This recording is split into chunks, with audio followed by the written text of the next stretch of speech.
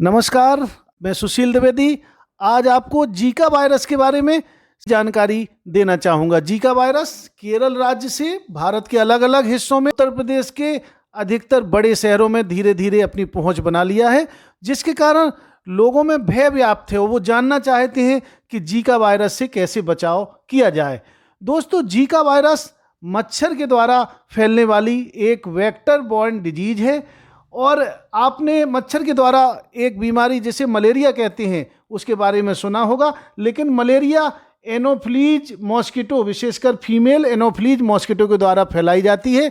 उसके उलट यह बीमारी, जीका वायरस के द्वारा होने वाली बीमारी, एडीज मच्छर से फैलती है। और एडीज मॉस्किटो वही मॉस्किटो है जिसे हम लोग टाइगर मॉस्किटो भी कहते हैं और इसे येलो फीवर मॉस्किटो के रूप में भी जाना जाता है। इसकी दो प्रजातियां होती हैं जिसे हम एडीज एल्बोपिक्टस और एडीज इजिप्टाई कहते हैं।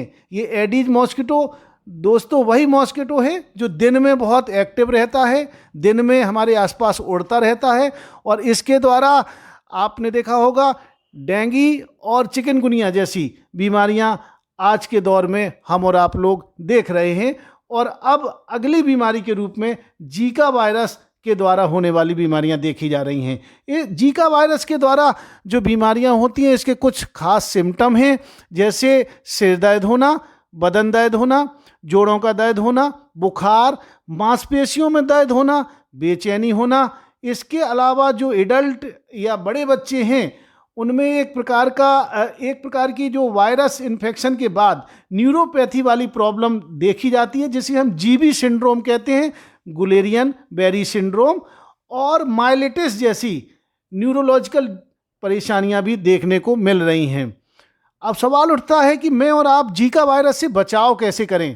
तो इसके लिए हम लोग अपने शरीर की जो खुली त्वचा है, जो शरीर के अंग बाहर रहते, रिपेलेंट का प्रयोग करें। ये मॉस्किटो रिपेलेंट क्रीम मार्केट में आती हैं, इनको आप ले सकते हैं अलग अलग ब्रांड में। हल्के कलर के कपड़े पहने, पूरी शरीर को ढकने वाले कपड़े, हो सके पूरी बाहें वाले कपड़ों को पहने। घर पर पानी को ना जमा होने दें क्योंकि ये बहुत जल्दी एग देता है ये मॉस्किटो, और इसके लाइफ साइकिल तुरंत कंप्लीट होने के बाद और नए नए मॉस्किटो पैदा हो जाते हैं। त्वचा पर पहले सनस्क्रीन लगाएं और फिर रिपेलेंट जो भी मार्केट में अवेलेबल हैं उनका इस्तेमाल कर सकते हैं। जीका वायरस की अगर डायग्नोसिस करवानी है तो इसके काफ़ी कुछ लक्षण फ्लू से मिलते जुलते हैं।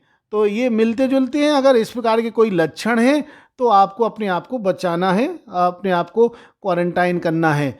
जीका वायरस का दोस्तों फिलहाल कोई इलाज नहीं है, लेकिन इसके लक्षण दिखने वाले व्यक्ति को आराम करने की और डिहाइड्रेशन को रोकने के लिए खूब सारे पेय पदार्थ, पानी को पीने की सलाह दी जाती है। दर्द और बुखार से छुटकारा पाने के लिए पेन किलर्स लेना अच्छा माना जाता है और centre for disease control and prevention सलाह देता है कि अगर प्रेग्नेंट फीमेल्स को जीका वायरस का इन्फेक्शन होता है तो उन्हें अपने गायनेकोलॉजिस्ट को 3 से 4 सप्ताह में अपने जो एम्ब्रो के डेवलपमेंट के विकास के लिए उन्हें बार बार चेकअप करवानी चाहिए, क्योंकि ये देखा गया है कि एम्ब्रोलॉजिकल डेवलपमेंट के दौरान उनमें परेशानी हो जाती है और उनका जो बेबी जन्म होने वाला है उसको माइक्रोसेफेलाई अर्थात छोटा उनका सिर वाला बच्चा पैदा होने की स्थिति देखी गई है।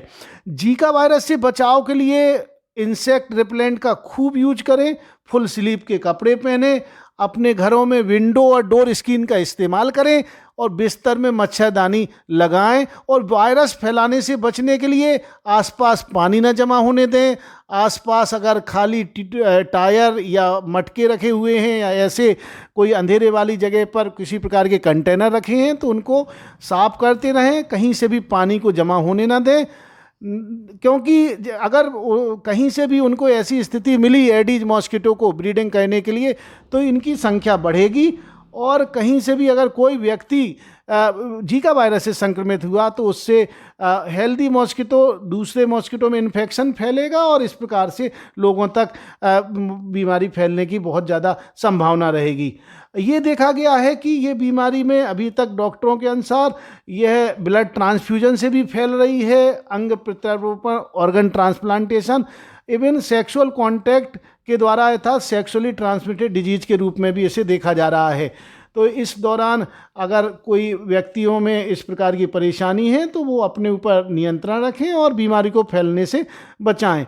दोस्तों ये बात ज़रूर याद रखें कि इस बीमारी का चूंकि कोई इलाज नहीं है, तो मैं फिर एक बार आपको दोहराता हूं कि मच्छरदानी में सोएं, मॉस्किटो रिपेलेंट का प्रयोग करें, बुखार सिर दर्द को हल्के में न लें, डॉक्टरी सलाह जरूर लें, और स्किन पर चकत्ते दिखें तो अलर्ट हो जाएं। याद रखें कि जीका वायरस का कोई इलाज नहीं है, कोई टीका नहीं है, और इसलिए अगर कहीं से भी आप संक्रमित होते हैं तो आपके लिए परेशानी ही परेशानी होना स्वाभाविक है। धन्यवाद। आप स्वस्थ रहें, ऐसी हम पुनः ईश्वर से कामना करते हैं।